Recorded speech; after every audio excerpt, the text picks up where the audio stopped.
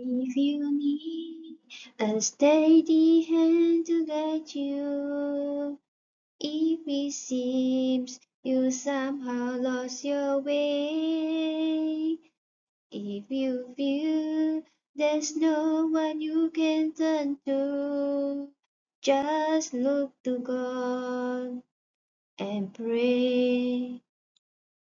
On your knees or standing at the crossroads, late at night or in the light of day, in a crowd, a closet of a chapel, just look to God and pray.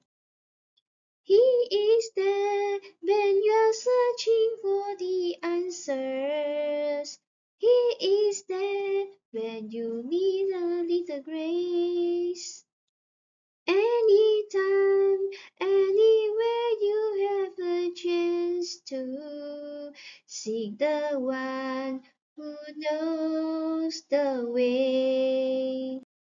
Just pray.